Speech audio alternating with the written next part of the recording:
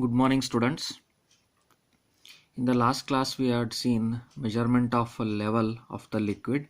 In today's class, let us study the measurement of viscosity. Viscosity is defined as the property of the fluid which determines its resistance to shearing stress. Right? Shearing stress is nothing but the resistance between two layers of the fluid. For example, if we consider two rocks which are in contact and they are moving in the opposite directions, then they are said to be under shear stress, right? So this viscosity is a measure of friction, fluid friction, which causes resistance to flow.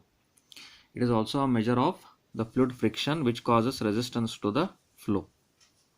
An ideal fluid has no viscosity, but if the viscosity is less, if the viscosity of the fluid is less, then such fluids are said to be ideal fluids.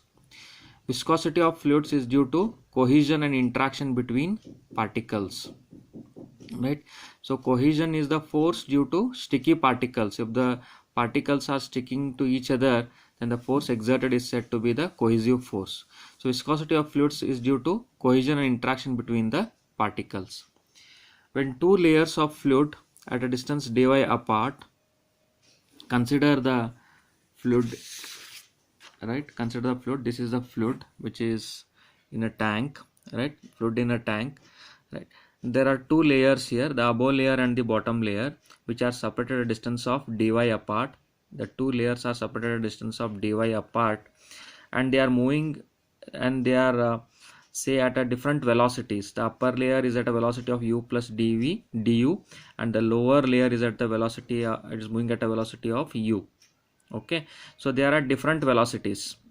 So when they are at different velocities, then there will be shear stress coming into picture, right?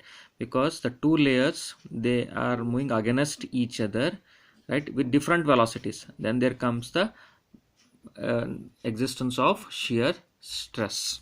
Fine. So the two layers of fluid at a distance dy apart move over one over other at different velocities, say u and u plus du. The viscosity together with relative velocity causes a shear stress acting between the fluid layers.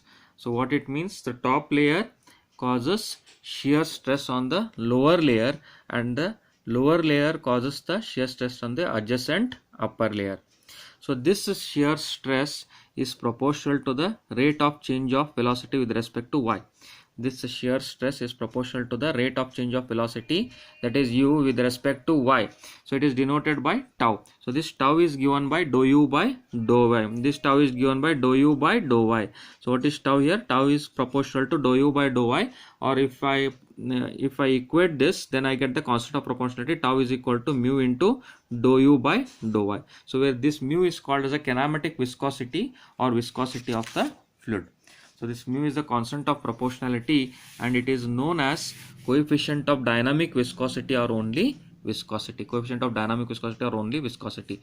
So unit of viscosity is Newton second per meter square. SI unit of viscosity is Newton second per meter square. Next, kinematic viscosity. Kinematic viscosity is defined as a ratio between the viscosity and density of the fluid. So it's a ratio between the viscosity and the density of the fluid. That is called as the kinematic viscosity, right? So what is kinematic viscosity? Kinematic viscosity is the ratio of between the density, the viscosity and density of the fluid, that is mu divided by rho. So that is called as the kinematic viscosity. Next, Newton's law of viscosity. So according to this law, the shear stress is directly proportional to the shear strain. According to Newton's law of viscosity, the shear stress of a fluid or of a fluid element layer is directly proportional to the rate of shear strain. So what it means, tau is equal to mu into dou u by dou y, or du by dy. Again the same relationship, right? Where tau is the shear stress, du by dy is the shear strain. So the fluids which obey this law, they are called as the Newtonian fluids. The fluids which follow this law, or the fluids which obey this law, they are called as the Newtonian fluids. Fine. Next we'll come to the actual measurement of viscosity. Following are the different methods of measurement of viscosity. The methods for measurement of viscosity are rotating cylinder method, falling sphere method, capillary tube method, Ifflux viscometers. The instruments which are used for measurement of viscosity are called as viscometers. Okay, so the last one is the electrical method. So these are the different methods of measurement of viscosity. The first one is the rotating cylinder method. This is the rotating cylinder method. In this rotating cylinder method, as we can see, there are two concentric cylinders, right? One is the inner cylinder and another one is the outer cylinder. There are two concentric cylinders here. Fine. So here, due to these two concentric cylinders, okay, now the outer cylinder is rotating with some velocity with respect to inner cylinder. The outer cylinder rotates with some velocity with respect to inner cylinder. So due to this rotation of the outer cylinder, what is happening is the fluid in between the inner cylinder and the outer cylinder. The fluid is whose viscosity we want to measure is in between the inner cylinder and the outer cylinder. So the fluid whose viscosity we want to measure is in between the inner cylinder and the outer cylinder. Fine. So this fluid exerts the torque or the strain on the spring, right? So there is a spring which is placed above here. There is a spring which is placed above.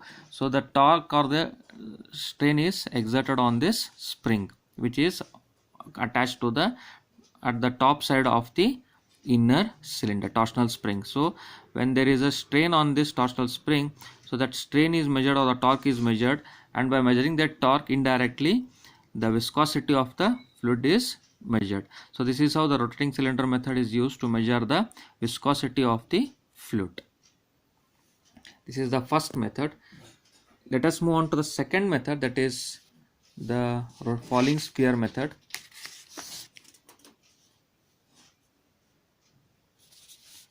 So we know the Newton's law of viscosity, that is shear stress is equal to mu into velocity gradient, or velocity gradient is nothing but du by dy, that is the change in velocity with respect to the displacement, or the change in velocity with respect to the vertical distance y, that is du by dy.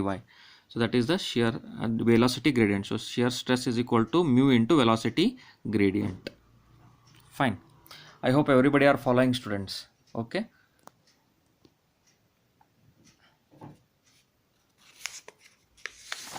Next, falling sphere method. In the falling sphere method, right, there is a spherical ball which is left floating in the setup. So this is the setup here which is used. In this setup, we have that is the container containing the fluid, right? And there is an arrangement for the movement of the spherical ball. There is arrangement for the movement of the spherical ball. And this container is kept at a constant temperature, and we can see the markings for the measurement of distance. Markings over here for the measurement of distance. Okay. So when the spherical ball moves along the column, then what will happen is this spherical ball is exerted by the three forces. One is the weight of the spherical ball, which is in the downward direction. Then there will be two forces in the upward direction. One is the buoyant force, which is exerted in the upward direction, and another one is the drag force. So that I have shown here, the buoyant force FB acting in the upward direction, and the drag force FD also acting in the upward direction. Fine. So like this, there will be three forces. One is the weight of the spherical ball, that is balanced by the buoyant force and the drag force. Fine. So like this, when there is a balanced condition, under that condition the viscosity of the spherical ball is measured in terms of the level here. So wherever it stops, right, wherever it stops falling below with some acceleration, right, so it is balanced. When the spherical ball is balanced at that level, the level is measured. So by measuring that level, indirectly the viscosity of the liquid is measured. So this is the second method, that is the falling sphere method.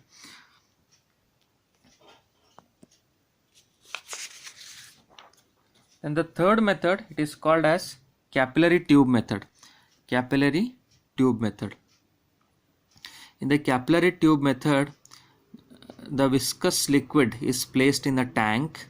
So as you can see here, the viscous liquid is placed in a tank. This is a viscous liquid which is placed in a tank, right? Then there is this is the head. Okay, the fluid is flowing in this capillary tube which is connected to the bottom of this tank, and from there it falls into the measuring tank. The fluid flows into the measuring tank. Fine.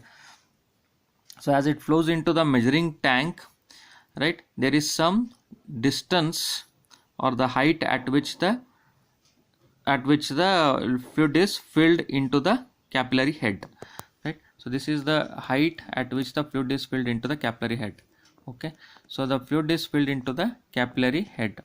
So this is the fluid which is filled into the capillary head, right? So when it is filled at inside the capillary head, so that is proportionate, the head level is proportionate to the viscosity of the liquid. So like this, by measuring the height of the level or the capillary head, indirectly the viscosity of the liquid is measured. So this is how in the capillary tube viscometers the viscosity of the liquid is measured in terms of the height of the capillary head. In terms of the height of this capillary head, the viscosity of the liquid is measured. Fine. So these are the different methods, students, that we have gone through in today's class. First we defined what is viscosity. The definition of viscosity, that is, viscosity is defined as the property of a fluid which determines its resistance to shearing stress, or it is a measure of fluid friction which causes resistance to flow. Fine. Then next we defined, after this later we went on to define the shear stress and shear strain. Then we got the constant of proportionality mu. So this mu we defined it as the viscosity. Okay. Then next we came into kinematic viscosity, which is the ratio of viscosity by density. Then next was the Newton's law of viscosity. That is the same relation, that is tau is equal to mu into du by dy, right? The fluids which follow this law are called as Newtonian fluids. Then we described various types of viscosity measuring equipments or instruments.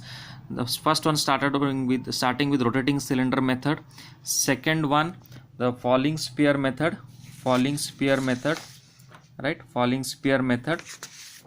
Then the third one that we described was the capillary tube method, right? So that's all for today's class, students. In the next class we'll see with some more viscosity measuring equipments, that is F-flux viscometer, electrical type of viscometers, right? And we'll solve some additional problems in our next class, right? I hope everybody have understood, students. If there are any queries, send your queries to me. I will answer to your queries. Thank you.